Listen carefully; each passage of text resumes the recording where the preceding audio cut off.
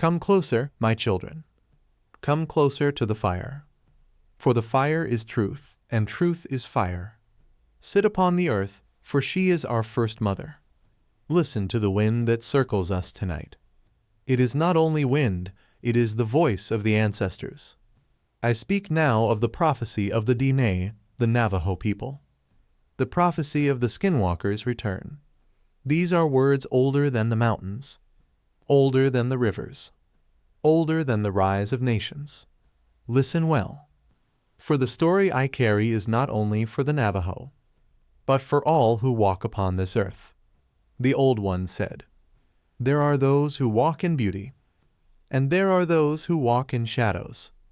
The Skinwalker is one who abandoned beauty, one who chose the path of corruption, one who broke sacred law. They are not spirits alone. They are not animals alone. They are not men alone. They are all three and none. Once they were human, but they turned their faces from the Creator. They sought power through dark ways. They broke taboos. They shed innocent blood. They gave themselves to unnatural hunger. And so, in death, they do not rest. Their spirits twist. Their bodies may stir again. They rise, moving with relentless motion, like the walking dead, but driven by hunger not for flesh alone, but for fear, for power, for the corruption of others. The Dine know well. There are laws we must not break. There are taboos that protect us from the darkness. The Skinwalker comes when the people forget these laws, when the young laugh at the old ways, when sacred places are defiled, when blood is spilled without honor, when words of truth are traded for words of greed.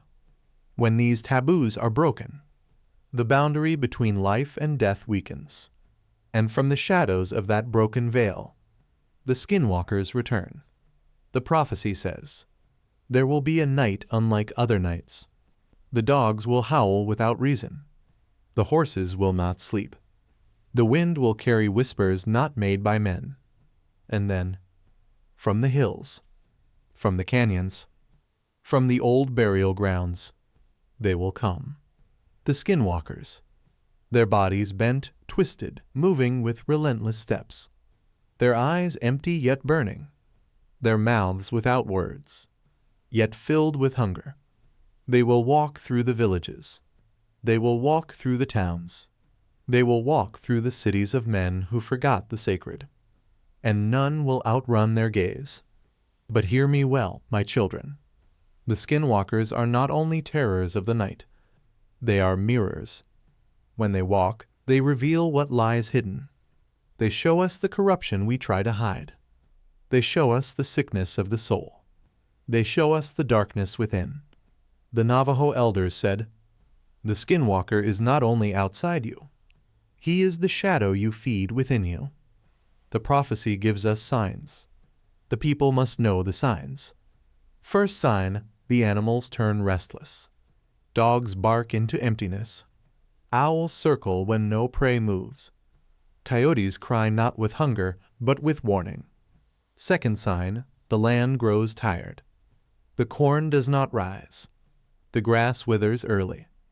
The mountains tremble in silence. Third sign, the people lose shame. They laugh at sacred things. They mock the prayers of the elders. They dance not in ceremony, but in greed. Fourth sign, blood runs without reason. Men kill not for food, nor for defense, but for pleasure, for pride, for power. And when these signs gather together, the Skinwalkers stir. Their return begins. The Skinwalker does not stop. It does not sleep. It does not rest. It moves, always, step after step. It comes not with haste, but with certainty. The prophecy says, "You may flee for a day. You may flee for a night." It is not speed that makes it terrifying. It is certainty. For no matter where you run, no matter where you hide, the shadow you fed within yourself will always find you. But the story does not end with fear. The prophecy says, When the Skinwalkers rise, there is still a chance. There is still a path of return. The people must gather. The people must remember the songs. The people must cleanse themselves in the sacred ways. The fire must be lit. The prayers must be offered. The taboos must be restored.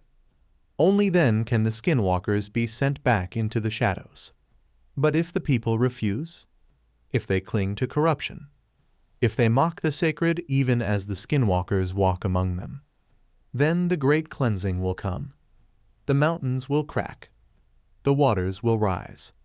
The fire from the sky will fall. And the earth will shake until balance is restored. Look around you, my children. Do you not see the signs? The animals restless. The land weary. The people mocking what is sacred. The spilling of blood without reason.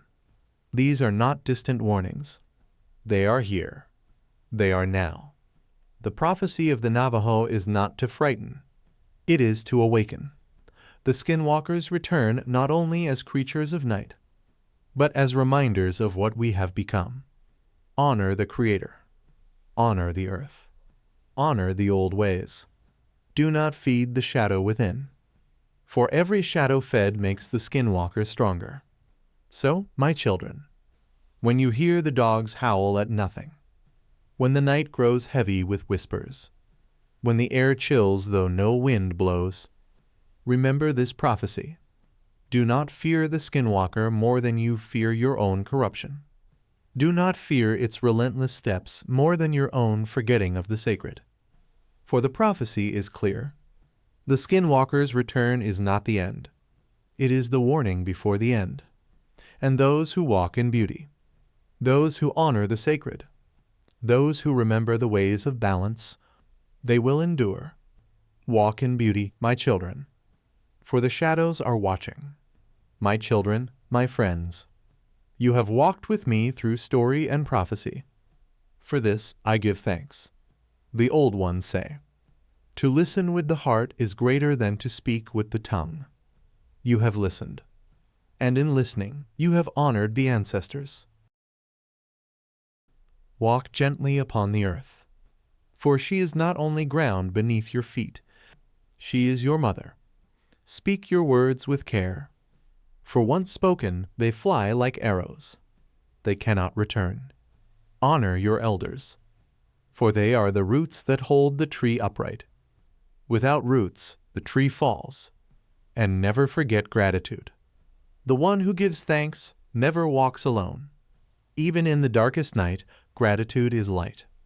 So I thank you. I thank you for tending the fire of these words. I thank you for carrying the seed of this wisdom into tomorrow. Until we meet again. May the Creator bless your path. May your nights be without fear. May your days be filled with beauty. And may the wisdom of the ancestors walk beside you always. Walk in beauty.